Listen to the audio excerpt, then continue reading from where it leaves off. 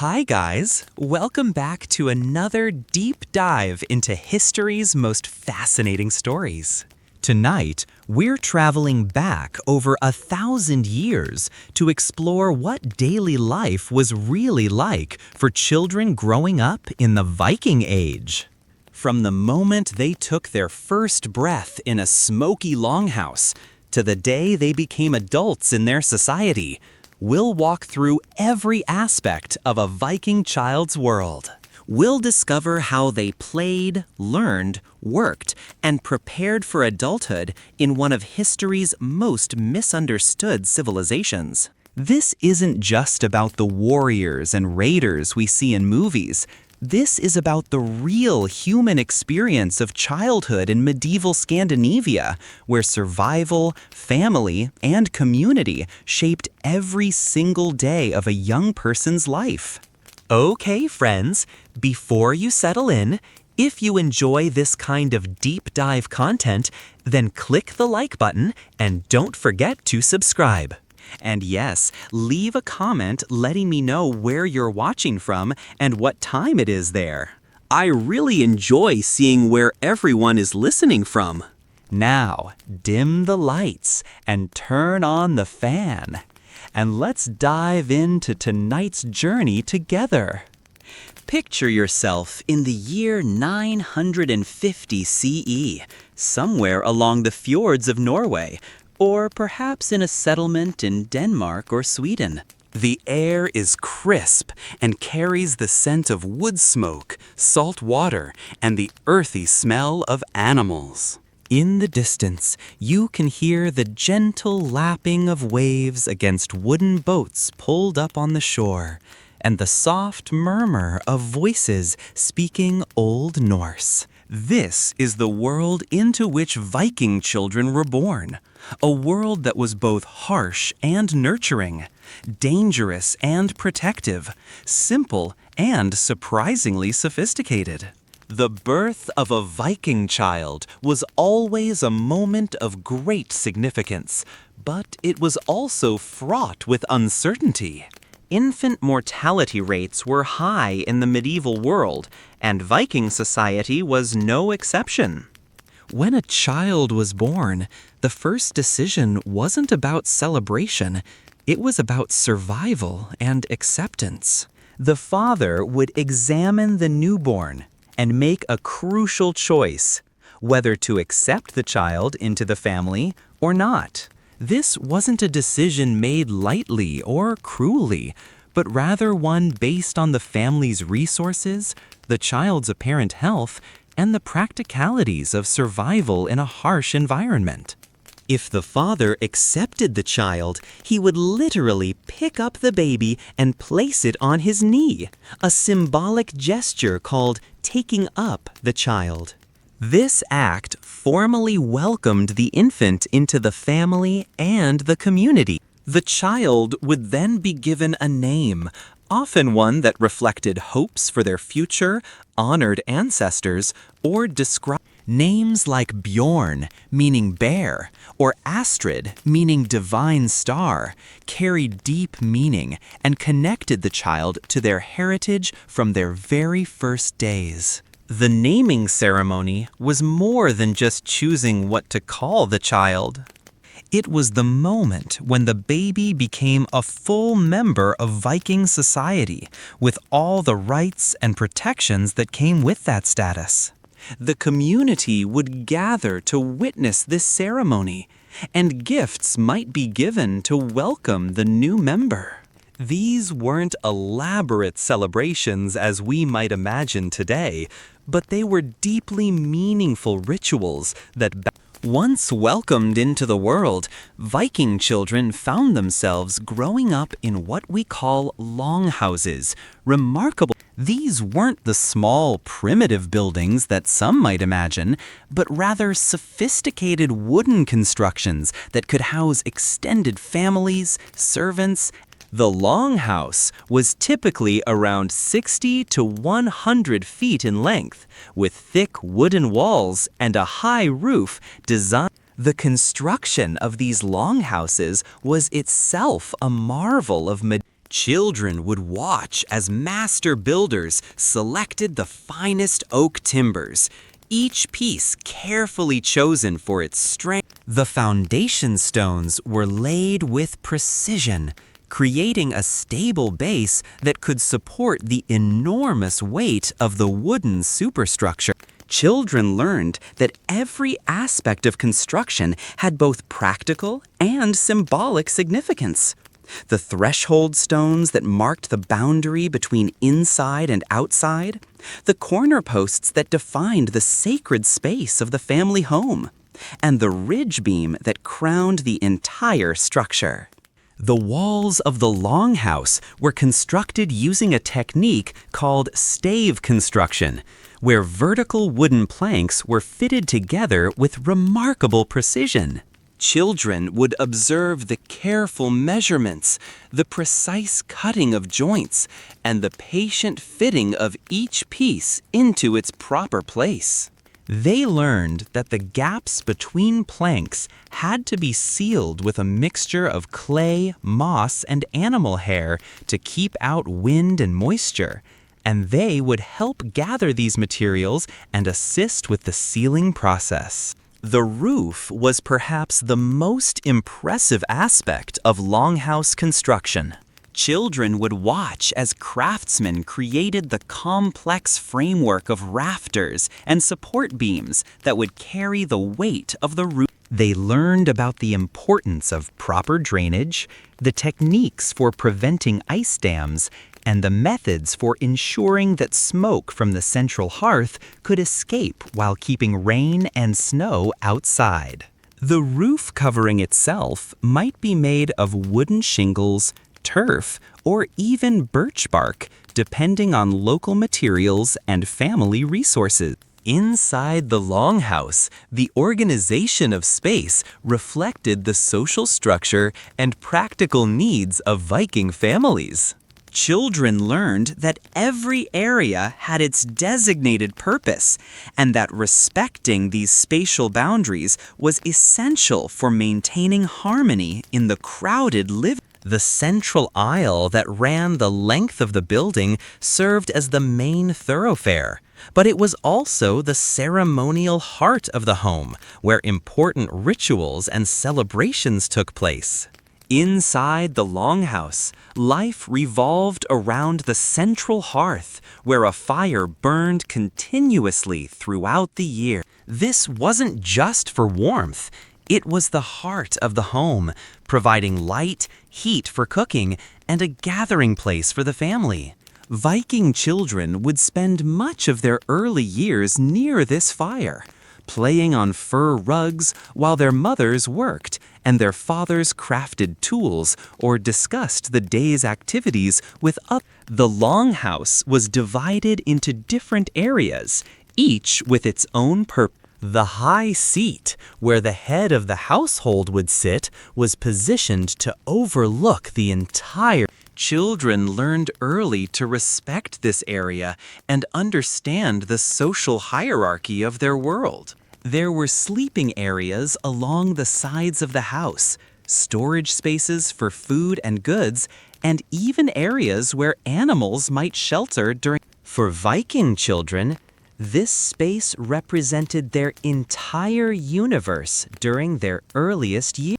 The walls of the longhouse would be decorated with weapons, shields, and textiles that children would grow up surrounded by these symbols of their heritage, and from a very young age, they would begin to understand the very structure of their home taught them about community, family responsibility, and the importance. The longhouse was also a place of constant. During the day, light would filter in through small windows or openings in the roof, creating shifting patterns of brightness and shadow. Children would learn to read these patterns, understanding when it was time for. The sounds of the longhouse were equally educational.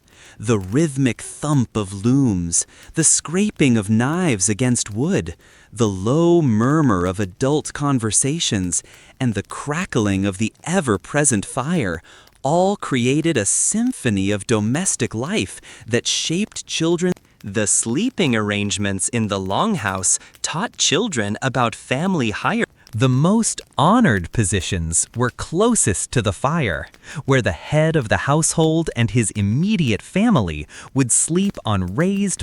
Children learned their place in this arrangement, understanding that proximity to warmth and light reflected status. Younger children might sleep with their parents or grandparents, while older children would have their own sleeping areas that reflected their growing independence. Storage areas within the longhouse were like libraries of practice. They would see barrels of preserved fish, hanging sides of smoked meat, bags of grain, and countless tools and household. Each storage area represented lessons in planning, preservation, and resource management.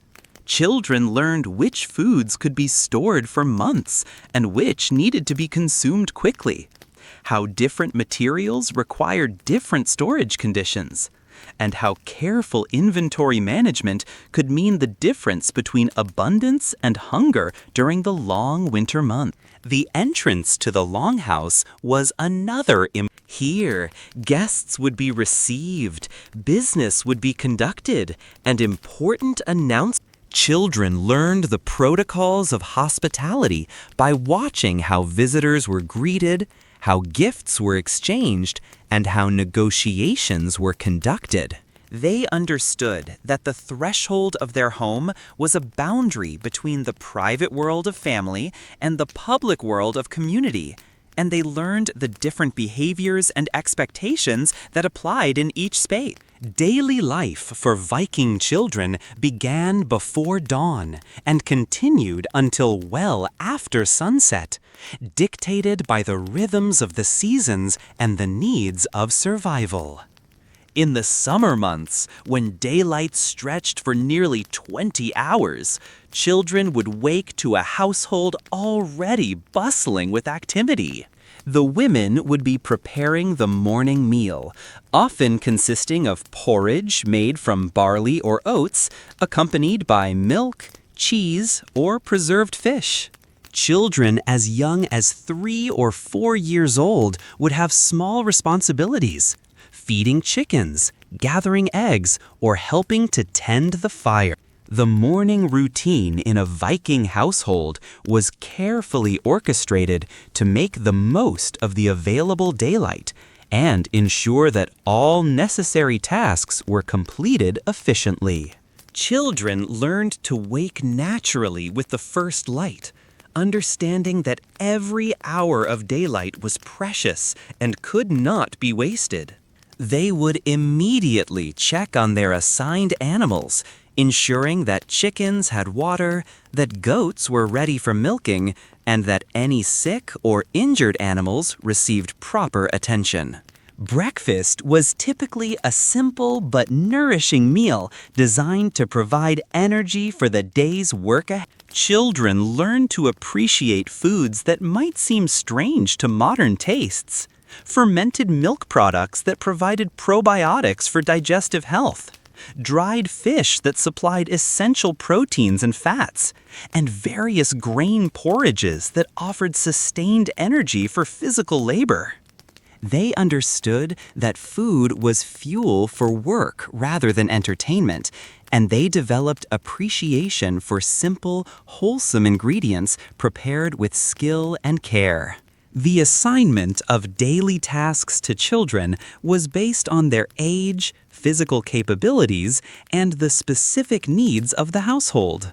Younger children might be responsible for gathering kindling for the fire, collecting eggs from chickens, or helping to prepare simple foods. As they grew older and stronger, their responsibilities would expand to include more complex tasks like milking animals, tending gardens, or assisting with food. Children learned that their contributions to the household were not just helpful, but essential for the. They understood that every task, no matter how small, played a role in maintaining the complex. This understanding gave them a sense of pride and purpose, knowing that their work mattered. Children would listen as adults discussed the weather, planned work priorities, and allocated. Children would listen as adults discuss the weather, planned work priorities, and allocated resources. They learned to pay attention to these conversations, understanding that they were receiving education in planning, decision-making, and resource management. The concept of childhood, as we understand it today, children were seen as small adults who needed to learn the skills necessary for survival. This doesn't mean they were treated harshly or without love, but rather that they were expected to contribute to the household's well-being from an early age. A 5-year-old might help with weaving. A 6-year-old could assist with milking goats, and by age 7, children were often helping with more complex tasks. Education for Viking children wasn't formal. Instead, they learned through observation, participation, and story. Boys would follow their fathers and other men, learning about farming, fishing, crafting, and the skills of survival. They would watch how to sharpen tools, repair nets, build boats, and work with wood and metal. Every task was a lesson. Every day was a classroom. And every adult in the community was a potential teacher. Girls would spend their time learning from their mothers and other women in the household. This wasn't limited to domestic tasks. Viking women held significant power and responsibility in their society. Girls learned to manage households, which was a complex skill involving everything from food preservation and textile production to managing servants and making important decisions about resource allocation. They learned to spin wool, weave cloth, prepare medicines from herbs, and manage the complex social relationships that kept the community functioning. The education of girls in Viking society was remarkably comprehensive and sophisticated, preparing them for lives of significant responsibility and authority. They learned not just the mechanical skills of household management, but also the intellectual and social capabilities needed to make complex decisions and lead effectively. Girls observed their mothers and other women negotiating with traders, resolving disputes between servants, and making strategic decisions about resource allocation that could affect the family's prosperity for years to come. Textile production was one of the most complex and valuable skills that girls mastered.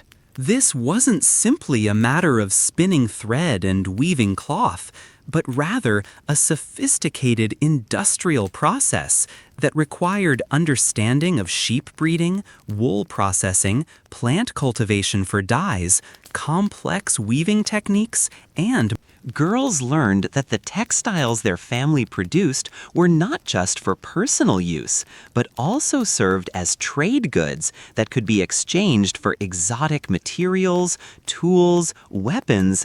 The process of creating textiles began with understanding the different qualities of wool from various types of sheep and knowing how to select the best material. Girls learned to sort wool by quality, length, and color, understanding how these characteristics would affect the final product. They mastered the complex process of preparing wool for spinning, including washing, combing, and treating the raw material to achieve the desired texture and workability. Spinning was an art that required years. Girls learned to use different types of spinning equipment, understanding how to adjust their techniques for different types of fiber and desired yarn characteristics. They developed the finger strength and coordination needed to produce consistent, high-quality thread, and they learned to troubleshoot.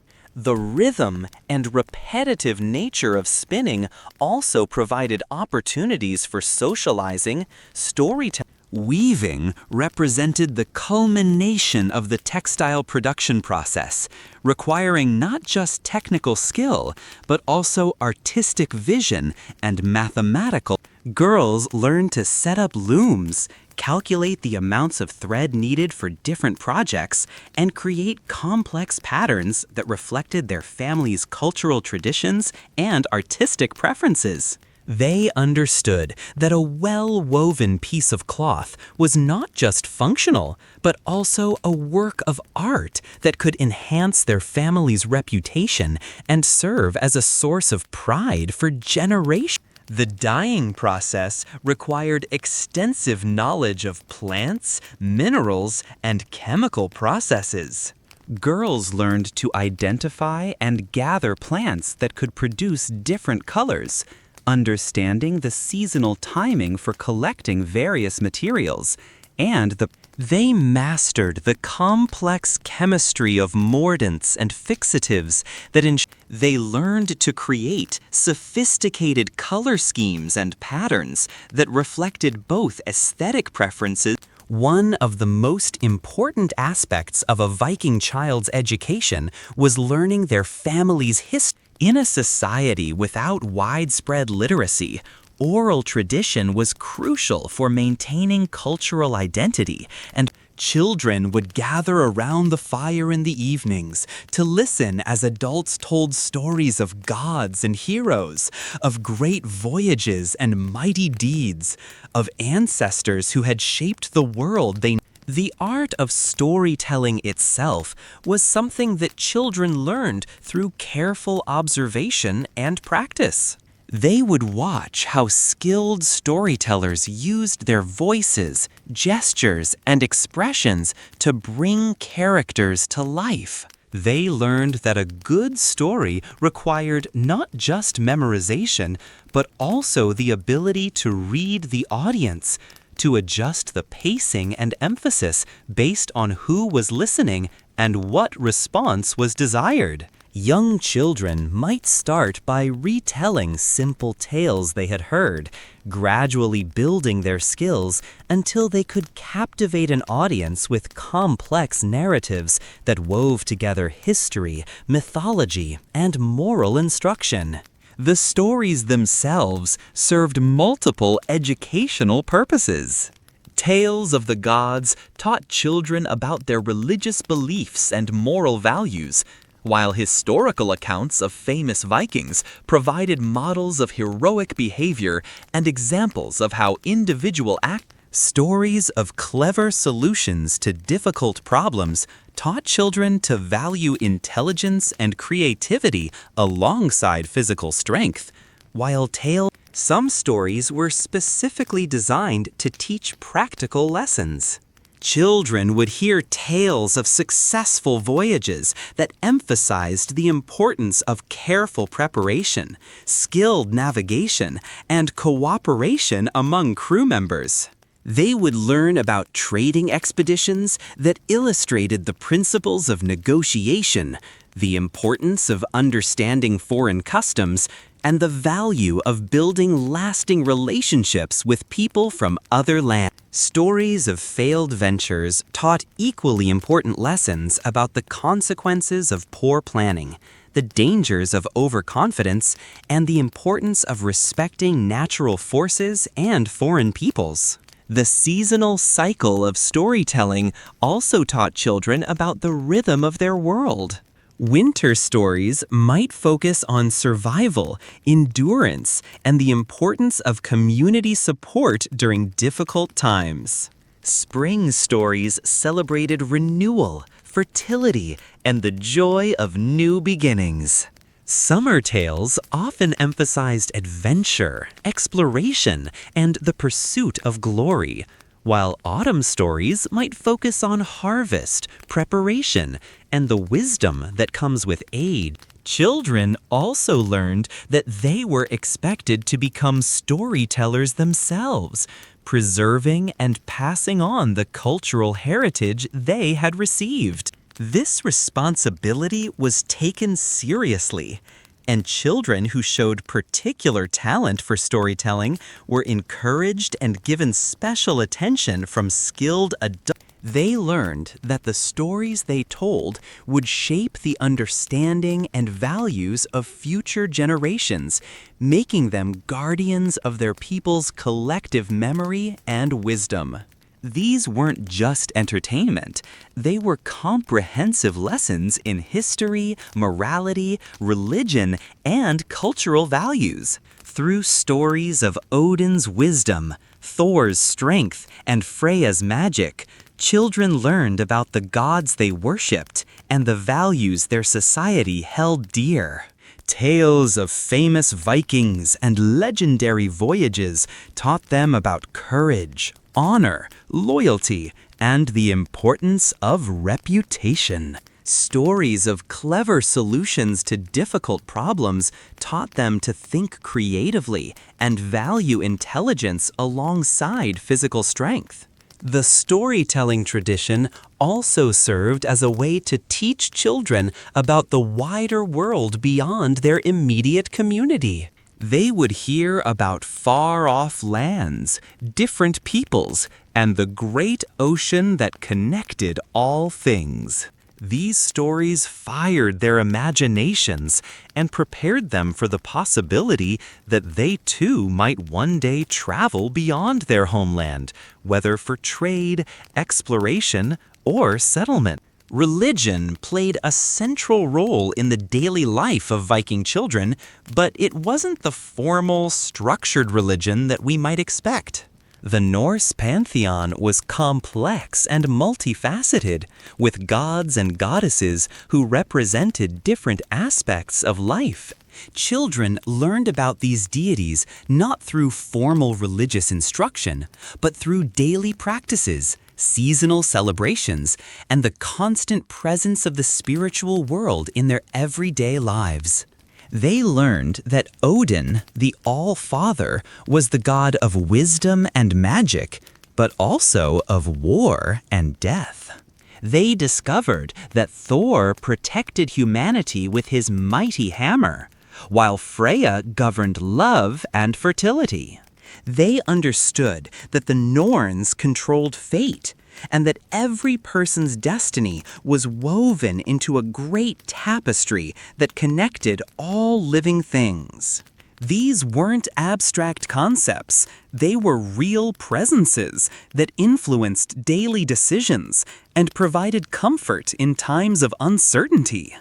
Religious practices for Viking children included participating in seasonal festivals, making offerings to ensure good harvests or safe voyages, and learning the proper ways to honor the gods. They would help prepare for important ceremonies, learn traditional songs and prayers, and gradually understand their place in the cosmic order that governed their world. Religion provided both structure and meaning to their lives, connecting them to forces greater than themselves, while also giving them practical guidance for ethical behavior. The seasonal festivals that marked the Viking religious calendar were elaborate affairs that required weeks of preparation and provided intensive education for children in religious beliefs, cultural traditions, and community cooperation. The winter solstice celebration, known as Yule, was perhaps the most important of these festivals, marking the return of light after the darkest period of the year. Children learned that this festival represented not just the astronomical turning point, but also the spiritual renewal that enabled their community to survive the remainder of winter. Preparation for Yule began weeks in advance, with children helping to gather special foods, prepare ritual items, and clean and decorate the longhouse for the celebration. They learned that every aspect of the preparation had religious significance. The brewing of special ale honored the gods and ancestors. The baking of ritual breads symbolized the return of fertility to the land.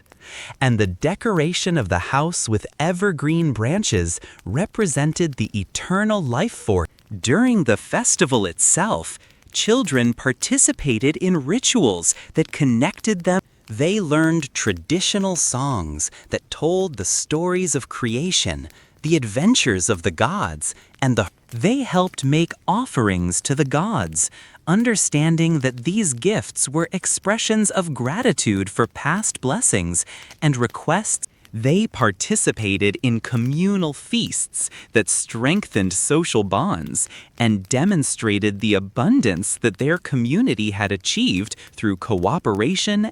The Spring Festival, celebrating the return of fertility to the land, taught children about the cyclical nature of life and the importance of renewal and growth.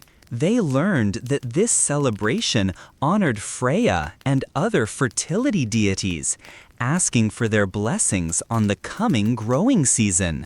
Children helped plant ritual seeds, participated in ceremonies designed to ensure good weather for farming, and learned songs and dances that celebrated the awakening of life after winter's dormancy. Harvest festivals in the autumn provided opportunities for children to learn about gratitude, abundance, and the importance of proper planning for the future. They participated in ceremonies that thanked the gods for successful crops, helped prepare the special foods that marked these celebrations, and learned about the spiritual significance of the agricultural cycle. These festivals taught them that human prosperity depended not just on hard work, but also on maintaining proper relationships with the divine forces that controlled weather, fertility, and personal religious practices were equally important. They learned to make daily offerings to household gods and spirits, understanding that these small rituals helped maintain. They learned prayers and invocations that could be used in times of danger, illness, or uncertainty, and they understood that their relationship with the gods was both personal. The seasonal cycle dominated the rhythm of life for Viking children, perhaps more dramatically. The extreme variations in daylight between summer and winter in Scandinavia meant that childhood experience. During the summer months, children might work and play in daylight that lasted nearly all day and all night, while winter brought long months of darkness that required different skills and different types of activities. Summer was the time of intense activity. Children would help with the crucial work of farming, which had to be completed during the brief growing season. They would assist with planting barley, oats, and vegetables, tend to animals in the pastures, and help with the endless tasks of food preservation that would sustain the family through the long winter months. They learned to smoke fish, dry meat, preserve vegetables in salt, and prepare the countless other foods that would mean the difference between survival and starvation during the dark months ahead. The summer months were also when many of the men would leave on trading expeditions or raiding voyages, leaving the children to take on additional responsibilities in maintaining the household. Boys might find themselves doing work normally reserved for adult men, while girls might need to help manage younger children or assist with tasks typically handled by fathers or old. These experiences taught them self-reliance and the importance of being able to adapt to changing circumstances. Winter brought a completely different rhythm to childhood. The long hours of darkness meant more time spent indoors, gathered around the fire with extended family and household members. This was the prime season for storytelling, for learning crafts that required careful attention to detail, and for the social bonding that held the community together through the hardest months of the year. Children would spend hours learning to carve wood, work with textiles, play board games, and listen to the endless stories that preserved their cultural heritage. The winter months were also when many children received their most intensive education in the skills they would need as adults. Boys would spend hours learning to craft weapons, repair tools, and work with their hands to create the objects their families needed for survival. Girls would master the complex arts of textile production, learning not just to spin and weave, but to create the intricate patterns and designs that marked their family's status and cultural identity. During these long winter months, children also learned the subtle arts of social interaction that were so crucial in a society where people lived in close quarters for months at a time. They observed how adults managed conflicts, negotiated disagreements, and maintained harmony within the confined space of the longhouse. They learned when to speak and when to remain silent, how to show respect to their elders, and how to contribute to group activities without disrupting the careful balance of personalities and relationships that the winter season was also when children received much of their With adults gathered together for long periods, there was time for detailed discussions of legal. Children would listen as adults debated the merits of different legal arguments, discussed famous cases from the past, and explained the reasoning behind various laws and customs. They learned about the thing, the assembly where legal disputes were resolved and community decisions were made, and they began to understand their future. Craftsmanship reached its highest levels during the winter months, and children had the opportunity to learn from master craftsmen who had. Boys might learn the secrets of metalworking, watching as skilled smiths transformed raw iron. They learned about the properties of different metals, the techniques for achieving the right temperature in forges, and Girls learned equally sophisticated crafts. Textile production was an art form that required years to master, involving not just the basic techniques of spinning and weaving, but also the creation of complex patterns, the use of natural dyes to achieve specific colors, and the production of different types of cloth for different purposes. Children learned that the textiles produced by their family were not just practical necessities, but also expressions of artistic skill and cultural identity that could enhance the family's reputation and serve as valuable trade goods. The winter months also provided opportunities for children to learn about the wider world beyond their immediate community. Visitors who had traveled to distant lands would share their stories and knowledge, teaching children about different peoples, customs, and opportunities that existed beyond their homeland.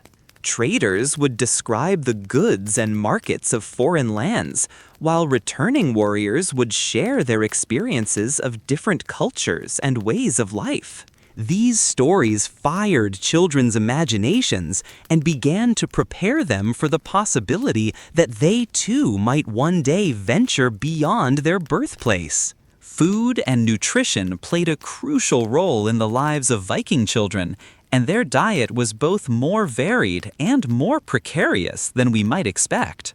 Viking society was based on a combination of farming, fishing, hunting, and trading, which meant that children experienced a diverse range of foods, but also faced the constant threat of scarcity during difficult years.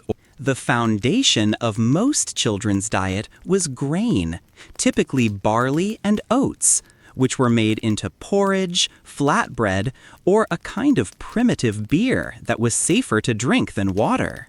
Dairy products were extremely important, with milk, cheese, and butter providing essential fats and proteins. Children would drink milk fresh during the summer months and consume it in preserved forms during the winter. The process of cheese making was something that children learned early, as it was crucial for preserving nutrition through the lean times. Fish was another staple food, and Viking children living near the coast would grow up eating a variety of seafood, including cod, herring, salmon, and shellfish. They would learn to fish from an early age, understanding not just how to catch fish, but how to preserve them through smoking, salting, and drying. Inland communities relied more heavily on freshwater fish, but the principles were the same. Fish provided essential proteins and fats that kept growing children healthy. The techniques of fishing that Viking children learned were sophisticated and varied, adapted to different seasons, water conditions, and types of fish. During the summer months, children would learn to use simple hook and line techniques from shore or small boats, developing the patience and skill needed to successfully catch fish in different weather. They learned to read water patterns, understand fish behavior, and select appropriate bait for different types of fish and fishing conditions. Ice fishing during the winter months required different skills and techniques. Children learned how to identify safe ice conditions, how to cut fishing holes efficiently, and how to stay warm and comfortable during long hours of winter fishing.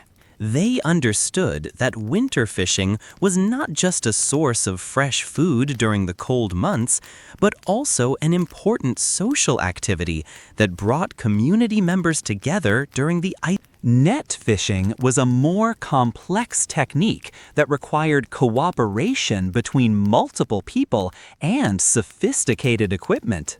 Children learned to help repair and maintain fishing nets, understanding the different types of nets used for different purposes. They learned to work as part of a team during large-scale fishing operations, understanding their role in coordinating the activity. The preservation of fish was as important as catching them, and children mastered a variety of techniques for ensuring. Smoking required understanding of fire management, wood selection, and timing to achieve the. Children learned to build and maintain smoking fires, to select the best woods for different types of fish, and to monitor the smoking process to ensure optimal. Salting fish required knowledge of salt sources, preparation techniques, and storage methods. Children learned where to obtain the best salt for preservation, how to prepare fish for salting, and how to pack and store. They understood that properly salted fish could provide protein for sea voyages, winter months. Drying fish was another important preservation technique that children mastered. They learned to select appropriate weather conditions for drying, to prepare drying racks and equipment, and to protect drying fish from insects, birds, and moisture. They understood that dried fish was lighter and more portable than other preserved forms, making it ideal for travel and trade. Meat was less common in the daily diet, but was highly prized when available. Children might eat pork, beef, lamb, or game animals, depending on what was available in their region and what their family could afford to. The killing of animals was always a significant event, and children would learn to use every part of the animal, not just the meat, but the hide for leather, the bones for tools, and the fat for cooking and preservation.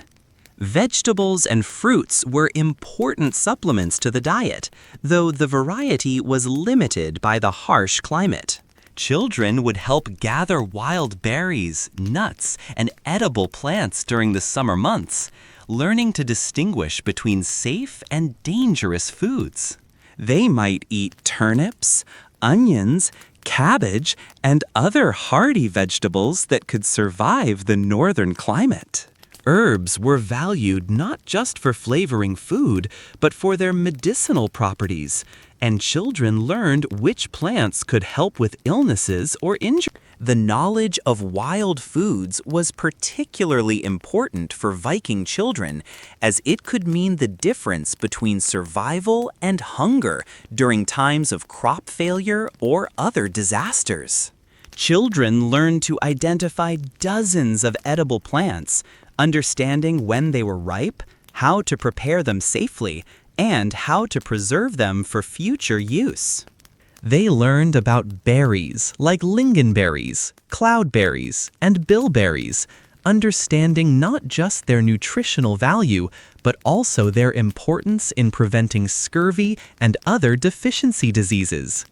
Root vegetables and tubers were crucial sources of nutrition, and children learned to dig for wild onions, to identify edible roots, and to prepare these foods in ways that made them more digestible and nutritious. They understood the seasonal cycles of different plants, knowing when various foods would be available and planning their gathering activities accordingly. This knowledge connected them deeply to the natural world and gave them confidence that they could survive even if other food sources failed. Mushrooms presented both opportunities and dangers, and children received careful education in distinguishing between edible and poisonous varieties. They learned that some mushrooms could provide valuable nutrition and even medicinal benefits, while others could cause illness or death. This education required years of practice under careful adult supervision, and children understood that mistakes in mushroom identification. Nuts and seeds were important sources of protein and healthy fats, and children learned to gather. They understood how to crack nuts efficiently, how to remove shells and hulls from seeds, and how to prepare these foods. They also learned about the oil content of various nuts and seeds, and how these oils could be. The preservation of wild foods was another crucial skill that children. They learned how to dry berries and other fruits to concentrate their nutrition and extend their storage life. They understood how to ferment certain foods to make them more digestible and to create new flavors that added variety. They learned about the importance of proper storage conditions for different preserved foods and how to monitor stored foods for signs of spoilage or pest infestation.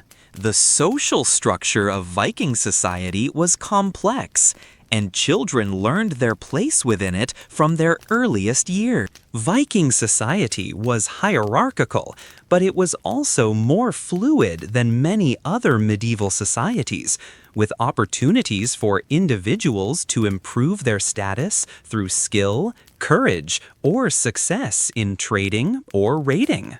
Children observed these social dynamics constantly and began to understand how they might shape their own futures within this system.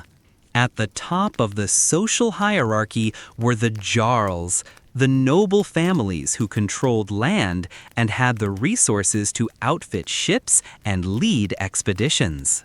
Children from these families grew up with expectations of leadership and responsibility, receiving education and training that prepared them for roles as commanders, judges, and decision-makers. They would learn not just practical skills, but also the arts of diplomacy, strategy, and leadership that their future roles would require. The majority of Viking children came from families of carls, the free farmers and craftsmen who formed the backbone of Viking society.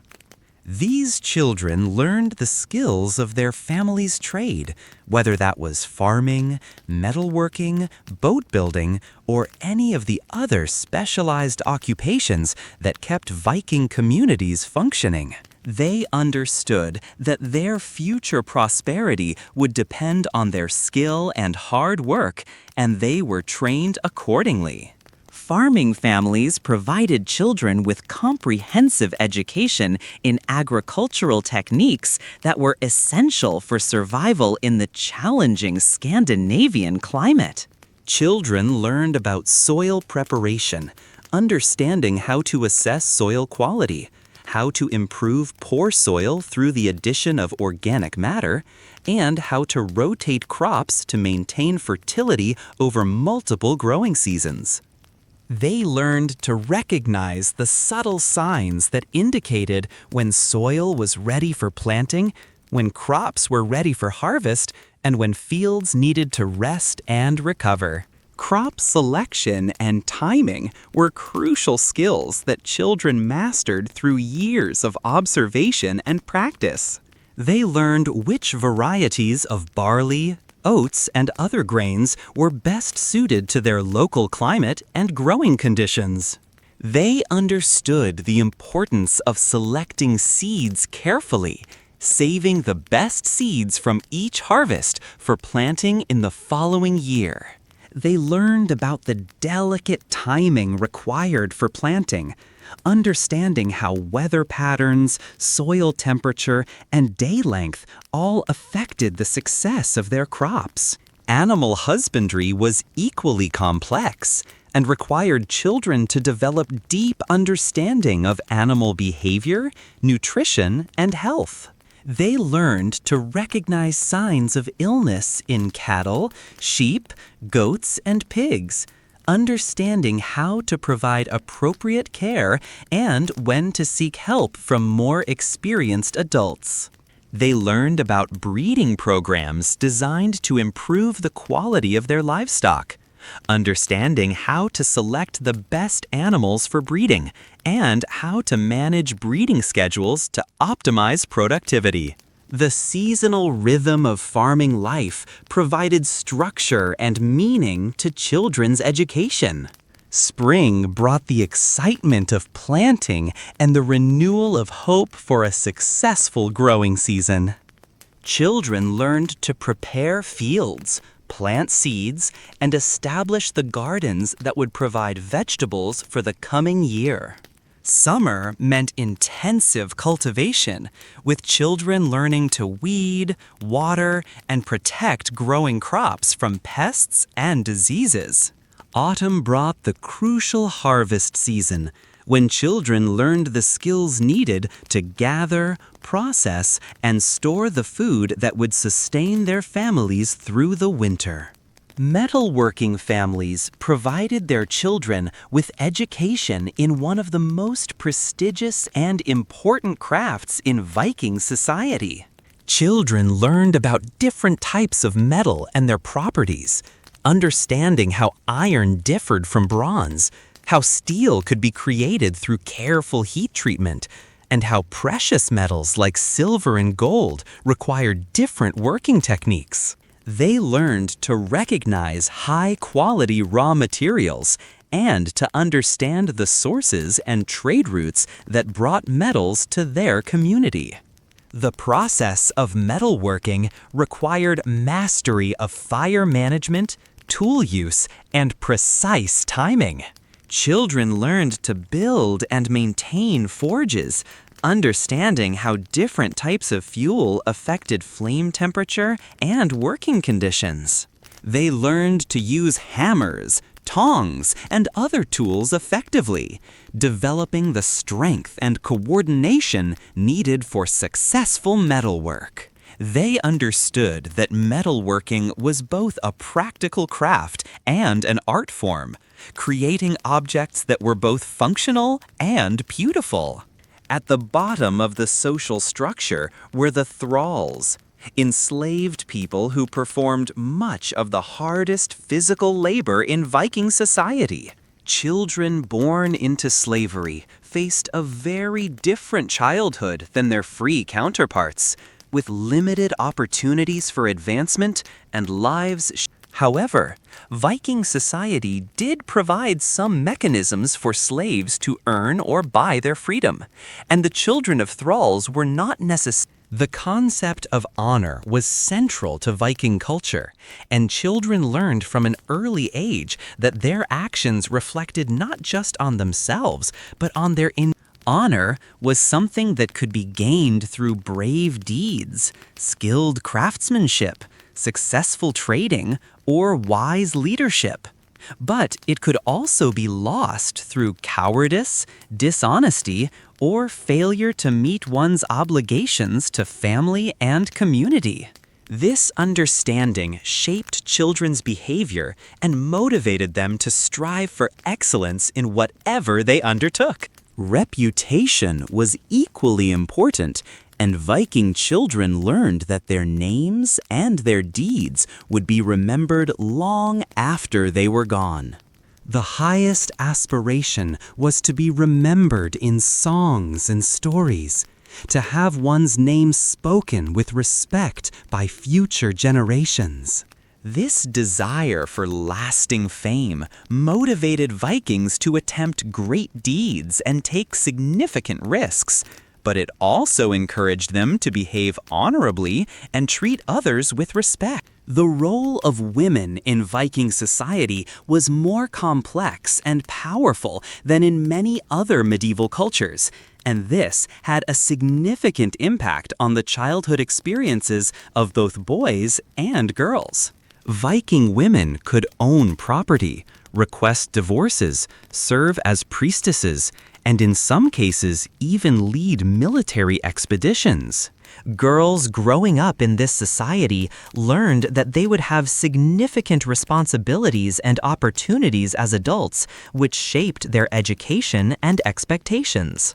Boys learned to respect the authority and wisdom of women, understanding that their mothers, sisters, and wives would be partners rather than subordinates in the business of life. They observed women making important decisions about household management, participating in legal proceedings, and sometimes even leading religious ceremonies. This gave them a more balanced view of gender roles than was common in many other medieval societies. Girls learned practical skills, but they also learned leadership and decision-making abilities that would serve them well. They understood that they would be expected to manage complex households, make important financial decisions, and possibly even defend their homes and families when the men were away on voyages. This knowledge gave them confidence and prepared them for lives of significant responsibility and authority. The relationship between parents and children in Viking society was characterized by genuine affection combined with practical necessity. Parents loved their children deeply, but they also understood that survival in their harsh world required children to become competent and self-reliant as quick. This balance between nurturing and preparing children for independence created strong family bonds while also fostering resilience and practical skills. Fathers were typically responsible for teaching sons the skills they would need as adult men, including farming, crafting, trading, and leadership. But this wasn't a distant or formal relationship. Fathers and sons worked side by side, sharing not just knowledge, but also companionship and mutual respect. Boys learned by watching and imitating their fathers, gradually taking on more complex and important tasks as they demonstrated their. Mothers had equally important relationships with their daughters, teaching them the complex skills needed to manage Viking households. This included not just domestic tasks, but also the arts of negotiation, resource management, and leadership that were essential for. Mothers and daughters worked together constantly, creating bonds of friendship and mutual respect alongside the traditional parent-child relationship. Both parents were involved in teaching children about values, morality, and proper behavior. They shared stories, offered guidance, and modeled the kind of character they hoped their children would develop. Discipline was firm but fair, designed to teach children self-control and responsibility rather than simply to.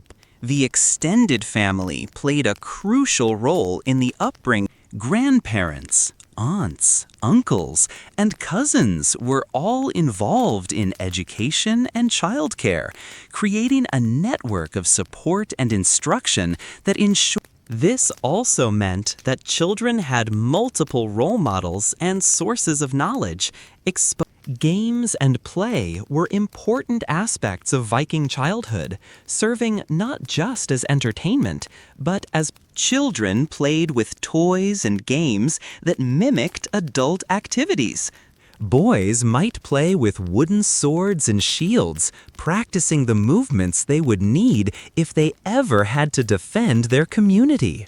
They would wrestle with friends, developing strength and agility while learning about competition and sportsmanship. Girls would play with dolls and miniature household items, practicing the skills of motherhood and household management that would be central to their adult lives. They would weave small textiles, prepare pretend meals, and organize mock households, all while developing the practical skills and leadership abilities they would need as women. Both boys and girls played games that developed mental agility and strategic thinking.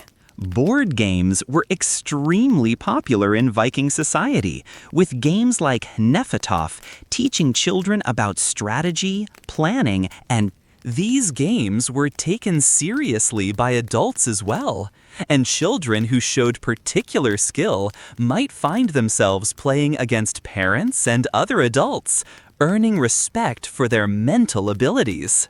Hnefatafl, often called the Viking board game, was particularly important in developing strategic thinking. The game simulated the defense of a king against attacking forces, teaching children about asymmetric warfare, the importance of position and terrain, and the value of sacrifice to achieve larger objectives. Children learned that success in the game required not just tactical skill, but also the ability to think several moves ahead, to anticipate their opponent's strategy, and to adapt their plans as circumstances. Other board games taught different skills and provided different types of mental exercise. Some games focused on pattern recognition and memory, requiring players to remember complex sequences or to identify.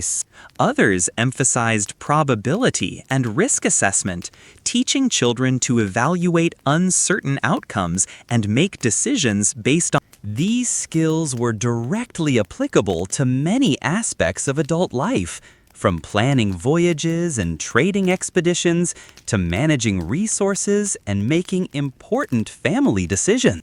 Dice games were also popular and taught children about probability, risk, and the role of chance. Children learned that while skill and planning were important, luck also played. This understanding helped them develop resilience in the face of setbacks and taught them not. They learned to prepare for both good and bad fortune and to make the best of whatever circumstance. Word games and riddles were another important form of mental exercise. Children learned complex riddles that tested their knowledge of mythology, nature, and cultural. They practiced creating their own riddles and word puzzles, developing their verbal skills and their ability to think creatively about language. These games also reinforced cultural knowledge, as many riddles required understanding of traditional stories, beliefs. Memory games were particularly important in a society that relied heavily. Children played games that required them to memorize long sequences of words, numbers, or actions. They practiced reciting poetry, genealogies, and historical accounts, building the mental capabilities they would need to preserve and transmit cultural knowledge. These games made the serious business of cultural preservation enjoyable and competitive, motivating children to excel in these crucial skills. Physical activities were important for both boys and girls, developing the strength, coordination, and endurance that would be necessary for survival in their demanding world. Children would run, swim, climb, and engage in various forms of athletic competition. These activities weren't just fun, they were preparation for the physical demands of adult life, whether that meant working in the fields, managing a household, or potentially defending the community.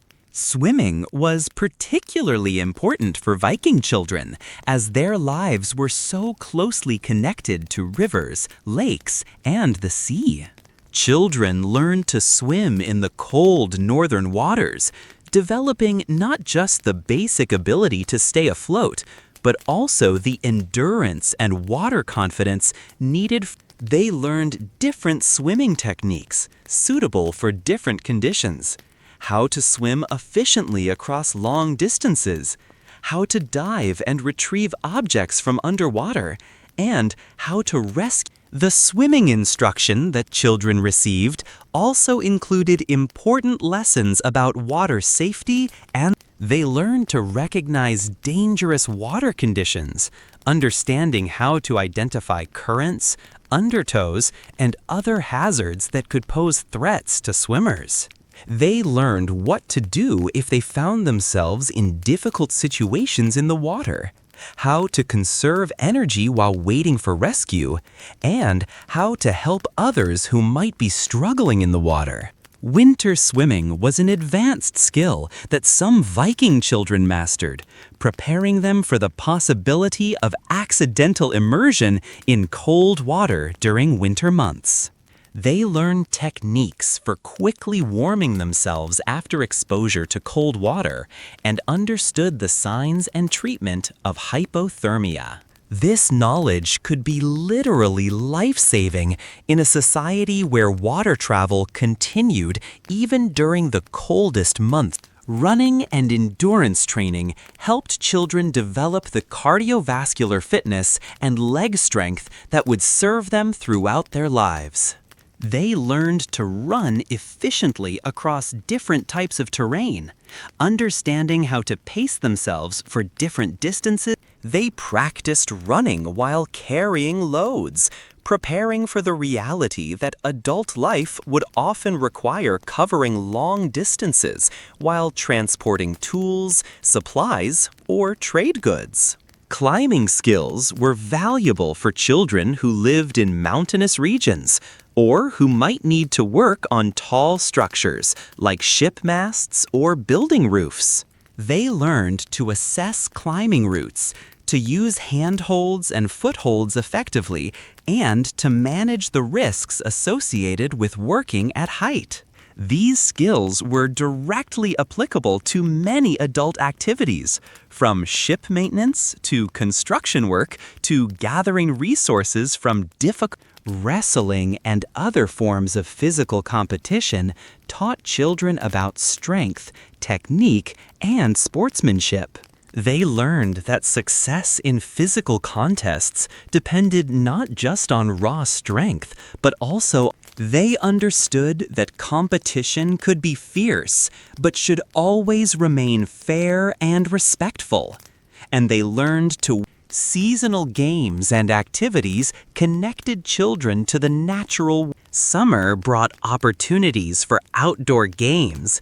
Winter brought different forms of play, often conducted indoors around the fire, focusing on storytelling, riddles, and games. The process of growing up and becoming an adult in Viking society was gradual. Children took on increasing responsibilities and privileges as they demonstrate. This meant that the transition to adulthood was a process that might take several years, beginning in early adolescence and continuing into the late teens or early 20s. Boys would gradually take on more adult responsibilities, starting with simple tasks and progressing to more complex and dangerous. They might begin by helping with basic farming tasks, advance to assisting with boat repairs, and eventually participate in trading expeditions or other adult activities.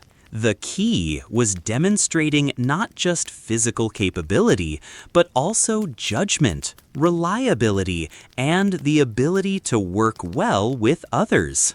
Girls followed a similar pattern, taking on increasing responsibility for household management and learning the complex social skills needed to navigate adult relationships. They would progress from helping with simple domestic tasks to managing entire aspects of household production, and eventually to the point where they could run their own households independently. Marriage marked a significant transition to full adult status for both boys and girls, though the age of marriage varied considerably depending on circumstances.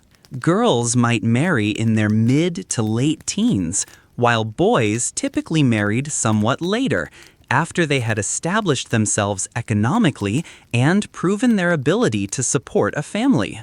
The process of finding a spouse involved both families, with parents and relatives playing important roles in identifying suitable partners and negotiating the terms of marriage. Children learn to understand marriage as both a personal relationship and an economic and political alliance between families. This didn't mean that love and personal compatibility were ignored, but rather that they were considered alongside practical concerns about the success and stability of the union. The wedding ceremony itself was an important community event that formally recognized the couple's transition to full adult status. The entire community would participate in the celebration, which might last for several days and include feasting, gift-giving, and various rituals designed to ensure the couple's prosperity and happiness. The wedding preparations themselves were major educational experiences for young people in the community. Children would observe and participate in the complex negotiations between families, learning about the economic and social considerations that went into arranging marriage. They would see how bride prices and dowries were calculated, how family alliances were strengthened through marriage, and how the ceremony itself reflected the values and beliefs of their society. The wedding feast was a demonstration of hospitality, wealth, and community cooperation. Children would help with preparations, learning about the enormous amount of planning and resources required to feed and entertain large numbers of guests. They would observe the careful attention to protocol that governed seating arrangements, the order of toasts, and the presentation of gifts. These events taught them about the importance of ceremony and ritual in marking life transitions and binding communities together. The exchange of wedding vows and gifts was particularly educational for children. They would learn about the legal and spiritual dimensions of marriage, understanding the commitments that spouses made to each other and to their extended family. They would see how wedding gifts reflected relationships between families and individuals, with the quality and quantity of gifts indicating the status and affection of the givers. Religious rituals associated with weddings taught children about the spiritual dimensions of marriage and family life. They would participate in ceremonies designed to invoke the blessings of gods and ancestors on the new couple, learning about the importance of divine favor in ensuring marital happiness and prosperity.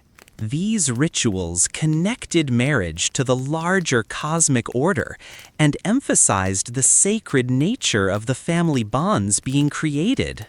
The wedding celebration also provided opportunities for children to observe and practice social skills that would be important throughout their lives. They would see how adults from different families and communities interacted, how conflicts were managed in social settings, and how celebrations could strengthen relationships and build goodwill. They would participate in dancing, singing, and other group activities that taught them about cooperation and shared joy. Education in practical skills was ongoing throughout childhood and into early adulthood.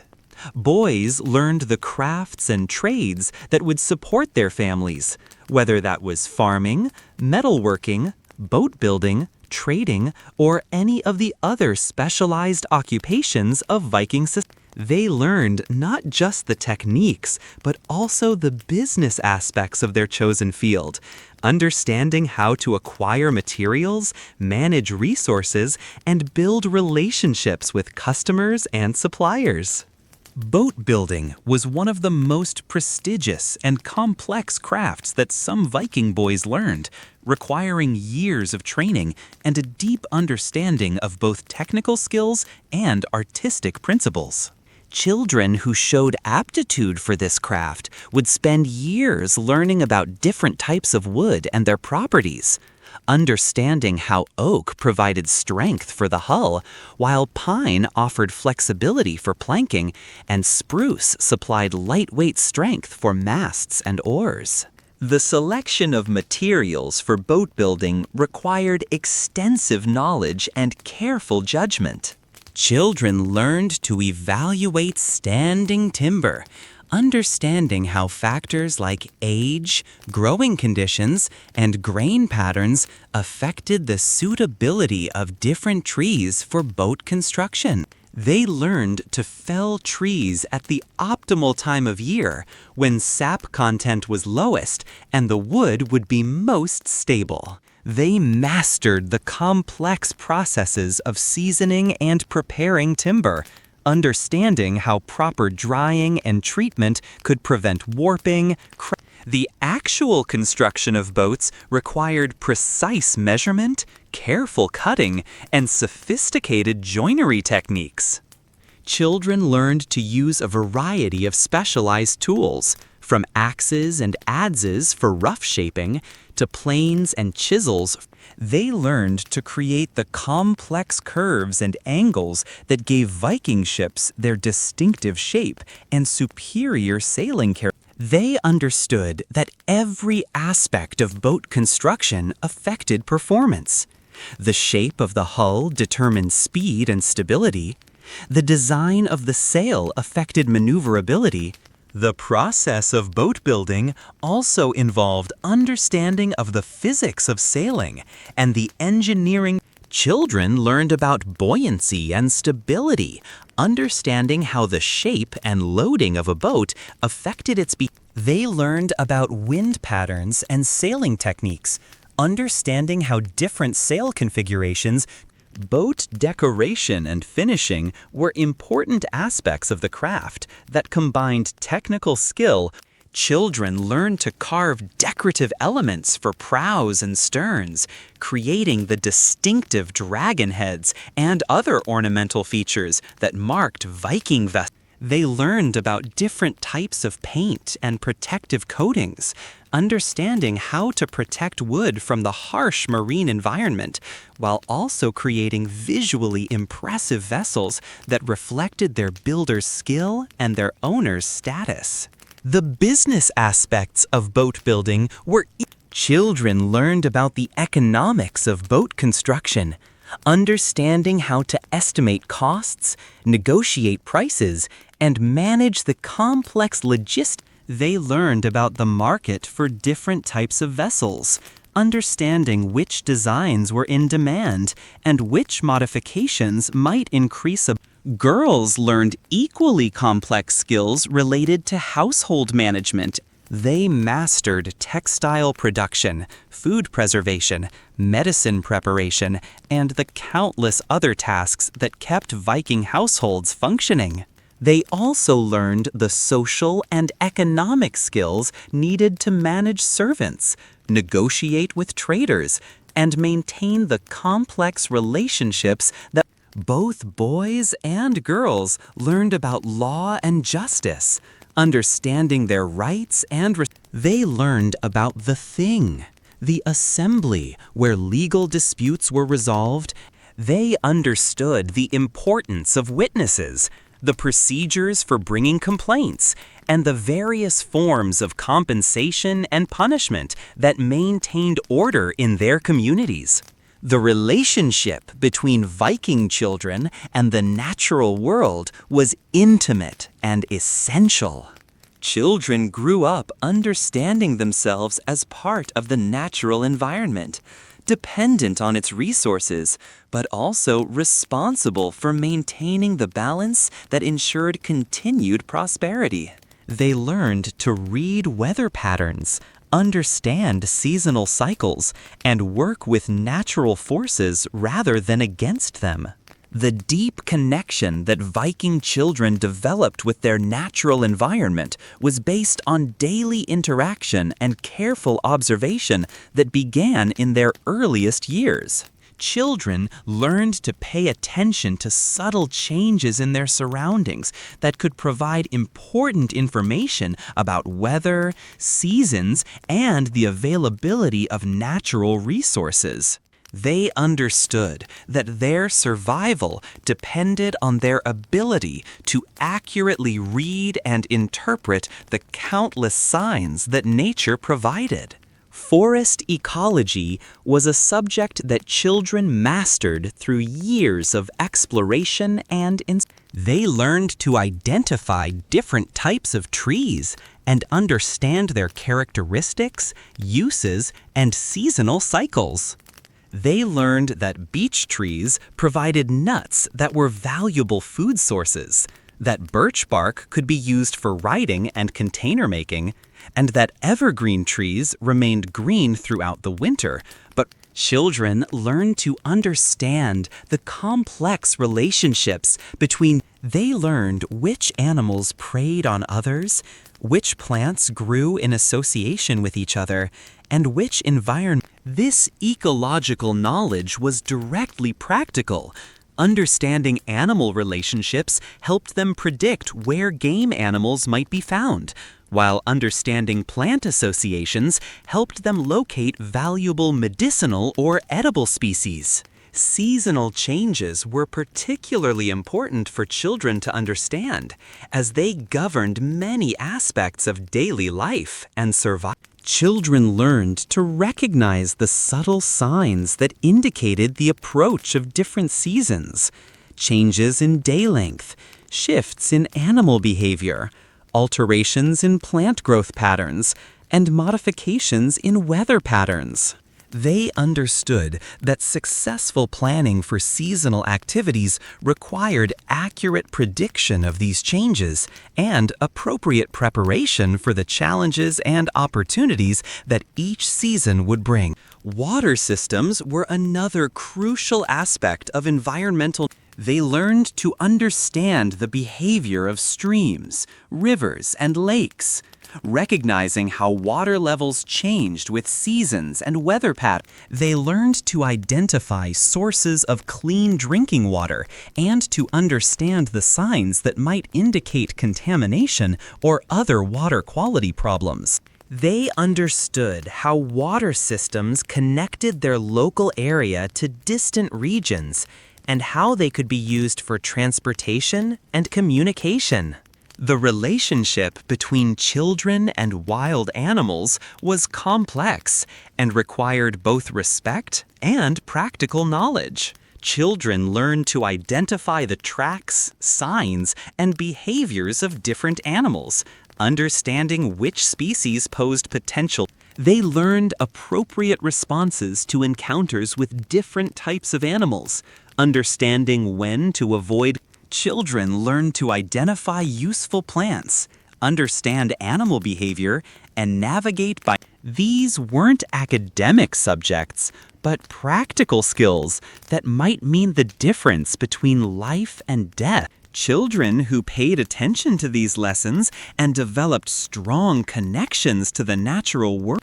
Weather prediction was a crucial skill that children learned through careful observation, and they learned to read cloud formations, wind patterns, and atmospheric pressure changes. Children understood that accurate weather prediction could determine the success or failure of. They learned to observe animal behavior for clues about coming weather changes, noting how birds flew differently before storms and how domestic animal navigation skills were essential for anyone who might travel beyond their immediate locality. They learned to use the sun's position to determine direction and time of day, understanding. They studied the stars, learning to identify key constellations and understand how their position. The North Star became a reliable friend, always pointing toward true north and serving as a constant. Children also learned to navigate using landmarks, understanding how to create mental maps of their territory and how to find their way home from. They learned to pay attention to the lay of the land, the flow of streams and rivers, the types of vegetation in different areas, and the distinct. This skill was particularly important for children who might need to travel to gather resources, visit relatives, or. Animal tracking was another important wilderness skill that children mastered. They learned to identify the tracks, signs, and behaviors of different animals, understanding not just which creatures lived in their area, but also their habits, seasonal patterns, and likely locations at different times of year. This knowledge was valuable for hunting, but it also helped children understand the broader ecosystem of which they were a part, and the complex relationships between different species. Plant identification extended far beyond food and medicine to include understanding which plants could be used for different purposes. Children learned which trees provided the best wood for different types of construction, which plants could be used to make dyes for textiles, and which materials were suitable for crafting tools, baskets, and other necessary. This comprehensive understanding of plant resources made them more self-sufficient and better able to take advantage of opportunities that arose. The sea held special significance for Viking children, even those who lived inland. The ocean was both highway and barrier, source of food and avenue of danger, connection to other lands, and children learned to respect the sea's power while also understanding. Those who lived near the coast learned to swim, to handle small boats, and to understand. Environmental awareness was built into every. Children learned to conserve resources, to waste nothing that might be useful, and to plan carefully for times of scarcity. They understood that their survival depended on maintaining a sustainable relationship with their environment, taking only what they needed and giving back when possible. The spiritual dimension of childhood in Viking society was complex and multifaceted, involving not just formal religious beliefs, but also a deep sense. Children grew up with an understanding that the world was full of spiritual presences, from the great gods and goddesses to the smaller spirits that inhabited specific places or objects. They learned to make offerings and show respect to these spiritual forces, understanding that their well-being depended partly on maintaining good relationships with the unseen world. This wasn't superstition, but rather a sophisticated understanding of the interconnectedness of all things and the importance of showing proper respect for forces beyond human control. Ancestor veneration was particularly important, and children learned that their deceased relatives continued to play active roles in family life. They would hear stories about their grandparents and great-grandparents, understanding how these ancestors had shaped the family's current circumstances and continued to influence their descendants' fate. This connection to the past gave children a sense of continuity and purpose, understanding themselves as links in a chain that stretched back into ancient times and forward into an unknown future.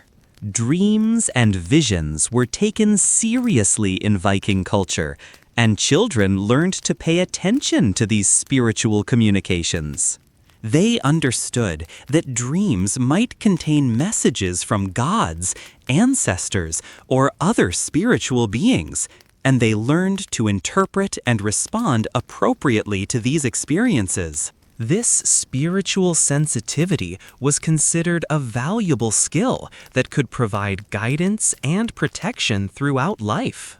The concept of fate was central to Viking spirituality, and children learned that while they could influence their circumstances through their choices and actions, some things were predetermined by forces beyond human control. This understanding encouraged them to face challenges with courage and acceptance, while also motivating them to make the most of the opportunities that came their way.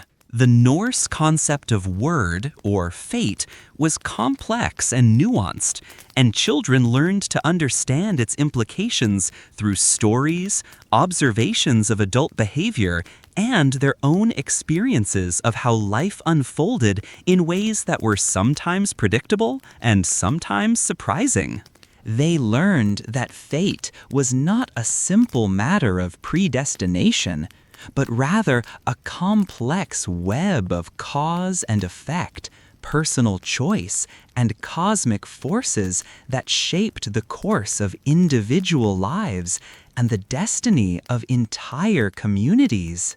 Children learned that the Norns, the three sisters who wove the threads of fate, were constantly working at their great tapestry, creating the patterns that would determine future events.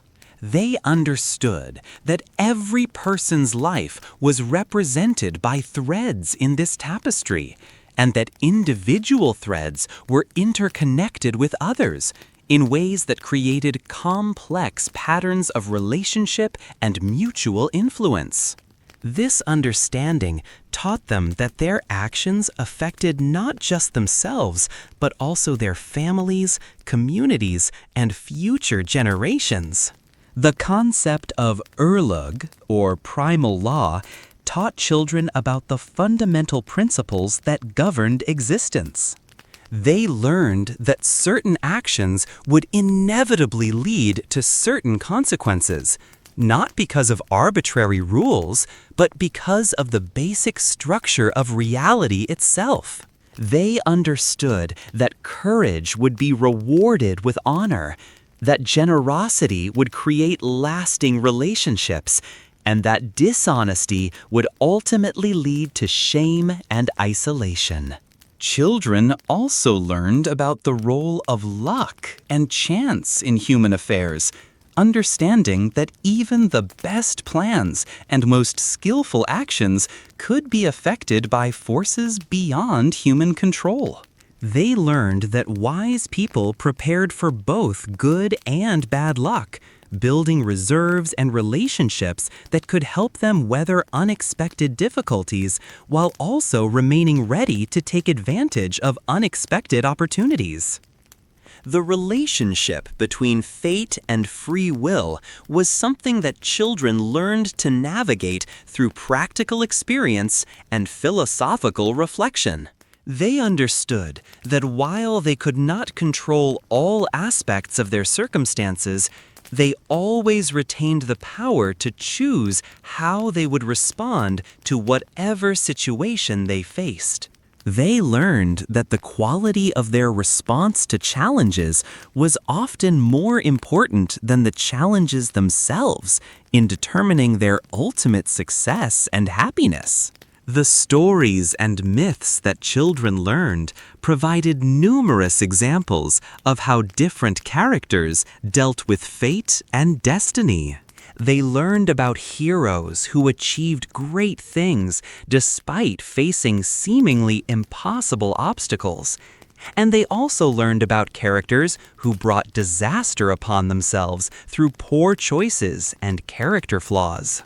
These stories taught them that while fate might set the stage for their lives, their own character and decisions would largely determine how their stories would end.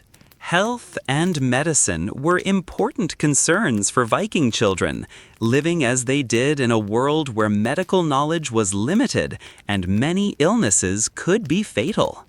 Children learned to recognize the symptoms of common ailments and to prepare and administer simple remedies using herbs and other natural materials. This knowledge was essential for survival in a world where professional medical care was rarely available. Preventive care was emphasized, with children learning the importance of cleanliness, proper nutrition, and avoiding dangerous situations. They understood that maintaining good health was largely their own responsibility, and that prevention was far better than attempting to cure illness after it had taken hold. Herbal medicine was a sophisticated art in Viking society, and children learned to identify, gather, and prepare medicinal plants. They understood which herbs could treat headaches, reduce fever, help with digestion, or promote healing of wounds. This knowledge was passed down from generation to generation, with each family maintaining their own collection of remedies and techniques.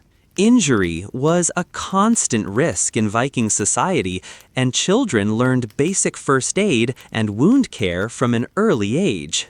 They understood how to clean and bandage cuts, set simple broken bones, and care for burns and other common injuries. These skills were essential in a world where accidents were frequent and medical help might not be available. Mental and emotional health were also recognized as important, though they were understood differently than we might think of them today. Children learned to cope with stress, grief, and fear through storytelling, community support, and spiritual practices. They understood that emotional well-being was connected to physical health, and that maintaining good relationships with family and community was essential for overall prosperity. The concept of emotional resilience was deeply embedded in Viking culture, and children learned from an early age that life would present them with challenges that they would need to face with courage and determination. They learned that sadness and fear were natural human emotions that everyone experienced, but they also learned strategies for managing these emotions and not allowing them to overwhelm their ability to function effectively. Community support played a crucial role in maintaining mental and emotional health. Children learned that they were part of a network of relationships that provided both practical assistance and emotional comfort during difficult times. They understood that seeking help from family and friends was not a sign of weakness, but rather a recognition of the interconnected nature of human existence. This support system helped children develop confidence and security, knowing that they would not face life's challenges alone. Ritual and ceremony provided important mechanisms for processing emotional experiences and life transitions. Children participated in seasonal celebrations that marked the passage of time and connected them to the cyclical nature of existence. They took part in memorial services that honored deceased family members and helped them process grief in a structured, community-supported way. These rituals provided meaning and context for difficult experiences and helped children understand their place in the larger patterns of life and death. Storytelling served as a form of therapy, allowing children to explore complex emotions and difficult situations through a narrative. Stories of heroes overcoming obstacles provided models for resilience, while tales of tragic figures taught about the consequences of poor choices and the reality of suffering. Through these stories, children learned that they were not alone in experiencing difficulty and that others had found ways to survive and even thrive despite significant challenges. Physical activity was understood to be closely connected to emotional well-being. Children learned that vigorous exercise, competitive games, and outdoor activities could improve their mood and help them manage stress. They understood that the mind and body were connected and that taking care of their physical health contributed to their emotional stability and mental clarity. The role of music, poetry, and artistic expression in Viking childhood was significant, serving not just as entertainment, but as important means of cultural transmission and personal development. Children learned songs and poems that preserved historical events, religious beliefs, and cultural values. They understood that the ability to recite poetry or sing traditional songs was a mark of education and cultural sophistication. Poetry was particularly valued in Viking society, and children who showed talent for verse-making were encouraged and celebrated. They learned the complex rules of alliterative verse, the traditional stories and mythological references that good poetry required, and the art of improvisation that allowed skilled poets to create new works on demand.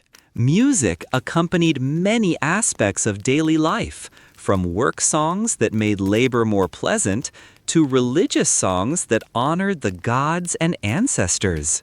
Children learned to play simple instruments and to participate in the musical life of their community. Music provided both entertainment and social bonding, bringing people together in shared experiences of beauty and meaning. Storytelling was perhaps the most important artistic skill, and children who could tell stories well were valued members of their communities. They learned the traditional tales, but also developed their own ability to create new stories, to adapt old ones for new audiences, and to use narrative as a way of teaching, entertaining, and preserving cultural knowledge. Visual arts were also important, though they were often integrated into practical objects rather than created solely for aesthetic purposes. Children learn to carve wood, work with metal, and create decorative elements for household items, weapons, and clothing. These skills combined artistic expression with practical utility, creating objects that were both beautiful and useful. Wood carving was perhaps the most accessible form of artistic expression for Viking children, as wood was abundant and relatively easy to work with simple tools. Children learned to create decorative elements for furniture, tools, and architectural features, developing both their artistic skills and their understanding of the properties and possibilities of different types of wood. They learned that oak was strong and durable, perfect for structural elements, while softer woods like pine were easier to carve and suitable for decorative work. The art of wood carving also taught children about patience and precision.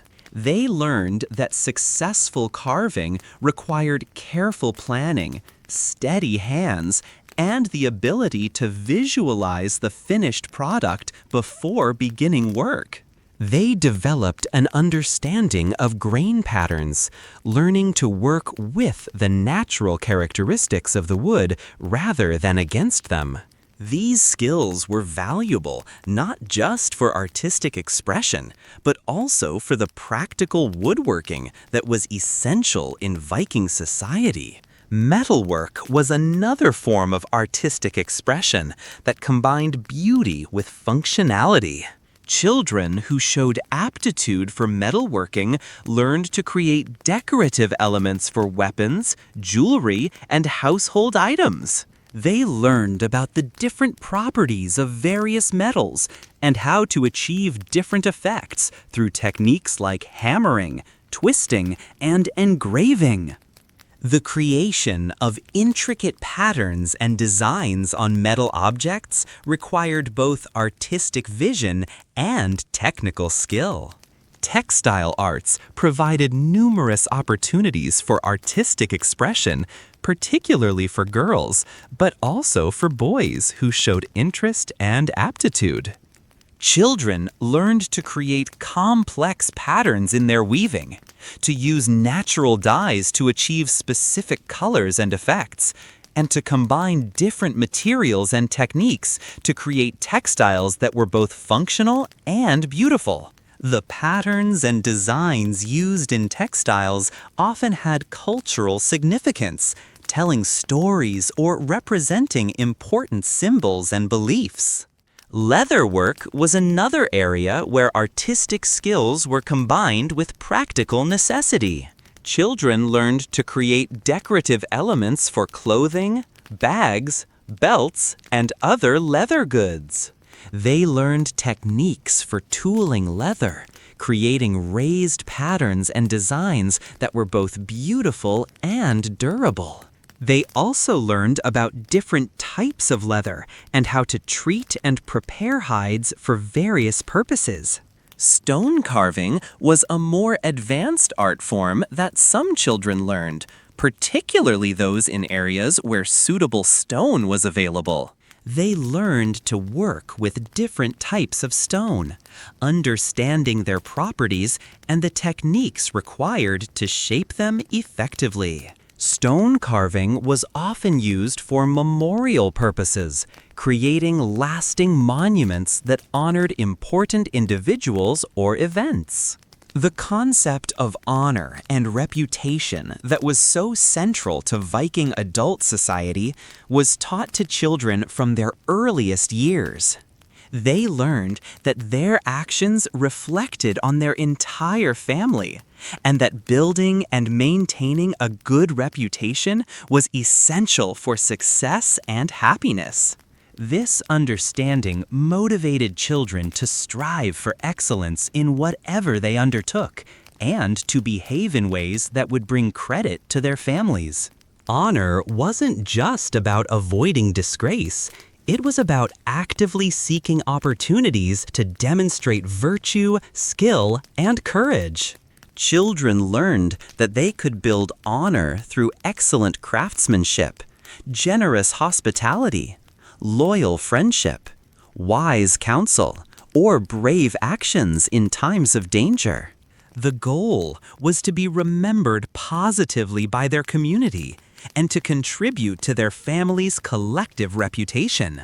Hospitality was particularly important, and children learned that how they treated guests and strangers reflected their character and their family's values. They understood that generous hospitality could build valuable relationships, while poor treatment of guests could damage their reputation and harm their family's interests. Truth-telling was highly valued, and children learned that their word was their bond. Once they made a promise or commitment, they were expected to fulfill it regardless of the personal cost. This emphasis on reliability and trustworthiness created strong social bonds and enabled the complex networks of obligation and mutual support that held Viking society together. Courage was expected of both boys and girls, though it might be expressed differently depending on their roles and circumstances. Children learned that courage meant facing necessary dangers, standing up for what was right, and persevering in the face of difficulty. They understood that courage wasn't the absence of fear, but rather the decision to act rightly despite being afraid. The transition from childhood to adulthood was marked not by a single ceremony, but by a gradual accumulation of responsibilities, skills, and recognition from the community. Children earned adult status by demonstrating their competence in adult tasks and their reliability in meeting their obligations to family and community. For boys, this might involve successfully completing their first major trading expedition, demonstrating skill in a particular craft, or showing leadership ability in community projects. They needed to prove that they could support a family economically and contribute meaningfully to their community's welfare. For girls, adult status was often connected to their readiness for marriage and household management, but it also involved demonstrating competence in the complex social and economic skills that Viking women needed. They needed to show that they could manage resources wisely, maintain important relationships, and provide leadership in family and community affairs. The community played an important role in recognizing and celebrating these transitions to adulthood. Young people who had proven themselves might be invited to participate in adult councils, trusted with important responsibilities, or included in decision-making processes that had previously been reserved for full adults. These recognitions of growing maturity were not formal ceremonies, but rather gradual acknowledgments that reflected the community's assessment of a young person's readiness for adult responsibilities. A teenager who had demonstrated exceptional skill in a particular craft might be asked to contribute to important community projects. A young person who had shown good judgment and reliability might be trusted with sensitive information or asked to serve as a messenger in important negotiations. The process of gaining adult recognition was different for each individual and depended on their particular talents, interests, and circumstances. Some young people might distinguish themselves through physical prowess, demonstrating exceptional skill in athletic competitions, or showing unusual courage in dangerous situations. Others might gain recognition through intellectual abilities, showing wisdom beyond their years in their advice and decision-making. Community recognition often came through increased participation in social activities and gatherings. Young adults might be invited to attend feasts and celebrations that had previously been restricted to full adults. They might be asked to contribute to important discussions about community matters or to represent their families in negotiations with other communities. These invitations and requests served both to honor their growing maturity and to continue their education in adult responsibilities. The opinions and recommendations of respected adults in the community carried significant weight in determining when young people would be recognized as adults. Master craftsmen might vouch for the skills of their apprentices. Experienced traders might recommend young people for their first major expeditions. And community leaders might identify young individuals who showed potential for leadership roles. These endorsements were important steps in the transition to full adult status. Marriage proposals and arrangements often served as formal recognition of adult status. When families began to consider a young person as a potential spouse for their children, it indicated that the community viewed that individual as ready for the responsibilities of marriage and family life. The negotiation of marriage arrangements involved detailed assessments of the young person's skills, character, and prospects, providing comprehensive evaluation of their readiness for adulthood. Marriage was often the final step in the transition to full adult status, marking the beginning of a new family unit and full participation in adult society. The wedding celebration itself was a community recognition of the couple's new status and a welcoming of them into the ranks of full adult members of society. As we reach the end of our journey through the world of Viking childhood, it becomes clear that these young people experienced a life that was both challenging and nurturing, harsh and loving, simple and surprisingly sophisticated. They grew up in a world that demanded strength, wisdom, and resilience, but also provided them with strong family bonds, rich cultural traditions, and meaningful connections to their community and their heritage. The education that Viking children received was comprehensive and practical, preparing them not just for the specific tasks they would perform as adults, but for the broader challenges of life in a demanding and often dangerous world. They learned technical skills that enabled them to create, repair, and maintain the tools and structures their society needed. They developed physical capabilities that allowed them to work hard, travel long distances, and defend themselves when necessary.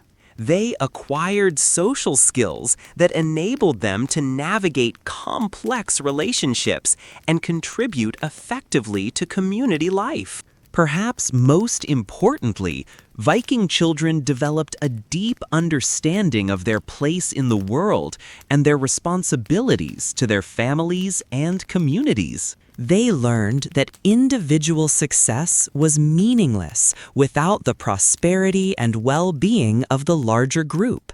And they understood that their actions would be judged not just by their immediate consequences, but by their long-term effects on future generations. This sense of responsibility created individuals who were both ambitious and community-minded, seeking personal achievement while also contributing to the common good. The values that Viking children learned, courage, honesty, loyalty, and honor, served them throughout their lives and shaped their society's character. These were not abstract ideals, but practical principles that guided daily decisions and long-term planning. Children learned that reputation was more valuable than wealth, that keeping one's word was more important than personal convenience, and that protecting family and community was worth any personal sacrifice. The skills and knowledge that Viking children acquired were remarkably diverse and sophisticated. They learned to work with wood, metal, stone, and textile materials, creating objects that were both functional and beautiful. They mastered complex agricultural and animal husbandry techniques that allowed them to survive in a challenging climate. They developed navigation and sailing skills that enabled them to travel vast distances across dangerous waters. They acquired trading and negotiation abilities that allowed them to deal successfully with people from very different cultures. The spiritual and intellectual development of Viking children was equally important. They learned to think strategically, to solve complex problems, and to make difficult decisions under pressure. They developed rich, imaginative lives through exposure to mythology, poetry, and storytelling. They learned to find meaning and purpose in their lives through connection to their ancestors, their gods, and the natural world around them. Viking children learned practical skills that enabled them to survive and thrive in a demanding world, but they also developed character traits that served them throughout their lives. They learned the value of hard work, the importance of keeping their word, and the satisfaction that came from contributing to their family and community. They developed physical and mental resilience that enabled them to face challenges with courage and determination. Perhaps most importantly, Viking children grew up with a strong sense of their place in the world and their connection to something larger than themselves. They understood themselves as part of an ancient tradition, connected to ancestors who had shaped their world and responsible for passing that heritage on to future generations. This sense of continuity and purpose gave meaning to their daily activities and motivation to strive for excellence in whatever they undertook. The love and care that Viking parents provided for their children was real and deep, even if it was expressed differently than we might expect today. Parents understood that the greatest gift they could give their children was the knowledge and skills needed to create successful, meaningful lives for themselves and their own families. This meant combining affection with discipline, nurturing with challenge, protection with preparation for independence. Viking children also benefited from growing up in communities that valued their contributions and invested in their development. From the youngest age, they were seen as valuable members of their society, whose growth and education mattered to everyone around them. This community support provided them with multiple sources of knowledge, guidance, and encouragement as they developed into capable adults. The world of Viking childhood was one where every day brought new learning opportunities, where children were expected to contribute to their family's welfare from an early age, and where the transition to adulthood was a gradual process marked by increasing responsibility and recognition. It was a world that produced adults who were self-reliant, competent, and deeply connected to their families and communities. As we conclude this exploration of what it was like to be a Viking child, we can appreciate both the differences and similarities between their world and our own. While the specific challenges and opportunities they faced were unique to their time and place, the fundamental human experiences of growth, learning, family love, and preparation for adulthood remain constant across cultures and centuries. The Viking children who grew up over 1,000 years ago shared with children of every era the excitement of discovering the world around them, the satisfaction of mastering new skills, and the security that came from knowing they were loved and valued by their families and communities. May their stories inspire us to appreciate the resilience and adaptability of human nature, and remind us that childhood has always both a precious time of growth and a crucial preparation for the responsibilities and opportunities that await in adulthood. Good night.